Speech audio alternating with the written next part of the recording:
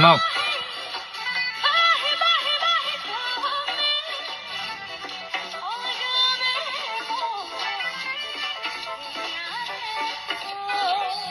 এইগৰাকী বংগৰ কণ্ঠশিল্পীয়ে জুবিন গাৰ্গৰ কথা সুৰ জুবিন দাই যেনেকৈ গাই থৈ গৈছিলে তাক বিকৃত ৰূপ দিছে।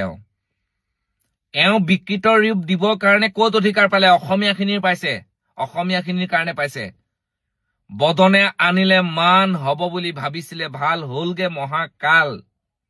আৰু আমাৰ অসমৰ দল সংগঠন বিহু কমিটি যিমানবিলাকে মাতিছে তেওঁলোকে অকমান মগজুটো খটাই অনুভৱ কৰক যে আমি আমাৰ থলুৱা শিল্পীতকে এওঁ আজি অনুষ্ঠান বেছি।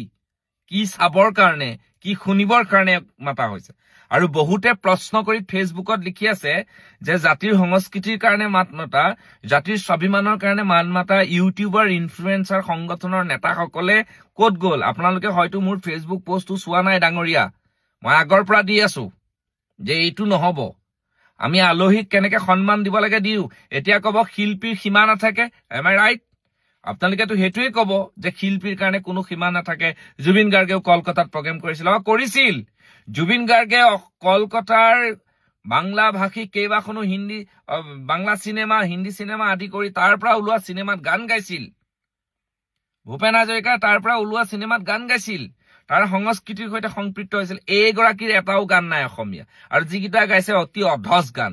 আৰু এটা 2 নম্বৰ কথা, তেওঁ যিবিলাক বাদ্যযন্ত্ৰী চাউণ্ডলৈকে সেইবিলাক কলকাতাৰ, ইয়াৰ নহয়। এইটো মই খবৰ পাইছো, ইয়াৰ নহয়।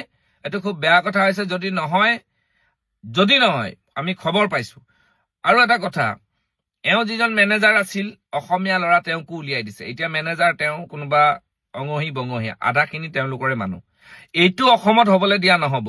আৰু ইণ্টাৰেষ্টিং কথা, আমাৰ যিসকল অসমীয়া মানুহ যদি লাজ চৰম আছে কিবা, মই যদি ভাবো যিসকল কমিটিয়ে মাতিছে তেওঁলোকে উপলব্ধি কৰক আমি কাক মাতিব লাগে। আজি এওঁ তুলনাত আমাৰ থলুৱা শিল্পীসকলৰ, কণ্ঠশিল্পীসকলৰ অনুষ্ঠান কম।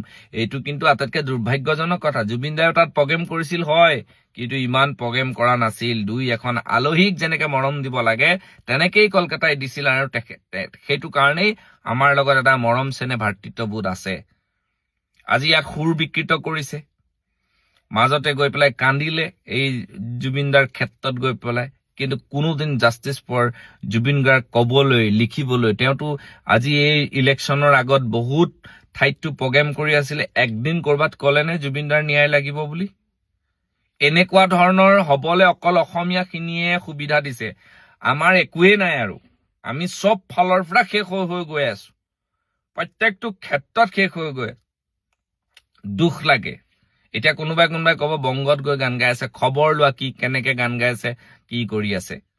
গতিকে এনেকুৱা ধৰণৰ আৰু বহুতে লিখি যে আছে, আমি তেখেতসকলক কৈছো আমি কিন্তু মাত মাতি আছো। মই কিন্তু বিশেষকে মাত মাতি আছো, আৰু হাজাৰজনে মাত মাতি আছে, বহু সাংবাদিকে মাত মাতি আছে যে এনেকুৱা ধৰণৰ বিকৃত কৰা অতি সোনকালে এইগৰাকী মিত্ৰ নামৰ কণ্ঠশিল্পীয়ে জুবিনদাৰ এই বাঁহী গানটো বিকৃত কৰাৰ কাৰণে ক্ষমা খুজিব লাগে বুলি ভাবিছো।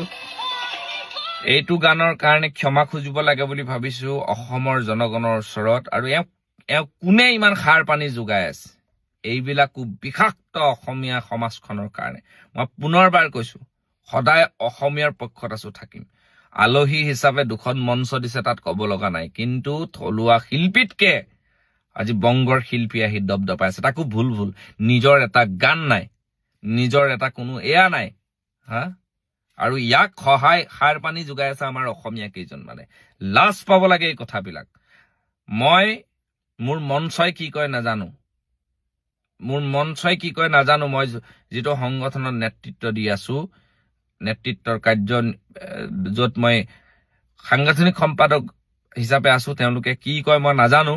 কিন্তু মই ব্যক্তিগতভাৱে কৈছো যে অসমীয়া জাতি এইগৰাকী কণ্ঠশিল্পীৰ পৰা হ'ব পৰা যিকোনো ধৰণৰ অপৰাধমূলক, অন্যায়মূলক কামৰ বিৰুদ্ধাচৰণ কৰিম। আৰু জুবিন গাৰ্গক ব্যৱহাৰ কৰাৰ পৰা বিৰত থাকক। এই মাইক্ৰফোনত মায়াবিনী লিখি ন্যায়ৰ বাবে প্ৰতিবাদ নকৰা মানুহক আমি ঘেণ্টা খাতিৰ নকৰো। চিধা আৰু স্পষ্ট কথা। আৰু আমি জুবিন গাৰ্গৰ ন্যায়ৰ প্ৰসংগ আমি সদায় মাত মাতি যাম। বহুতে ভাবিছিলে যে ইলেকশ্যনৰ আগলৈকে মাত মাতি যাম, মিছা কথা। আমি এতিয়া ন্যায় যাত্ৰা উলিয়াম। বাৰে বাৰে কৈ আছো আমি যেহেতু ফাৰ্ষ্ট ট্ৰেক আদালত দিছে কাৰণে আমি আস্থা ৰাখিছো সেইকাৰণে আস্থা ৰাখিছো মই সেইদিনা বাতৰিটো কৈছো কিন্তু আমাৰ অসমৰ জাতি মাটি স্বাভিমানৰ কথা আমি সদায় মাত মাতি যাম জয় আই অসম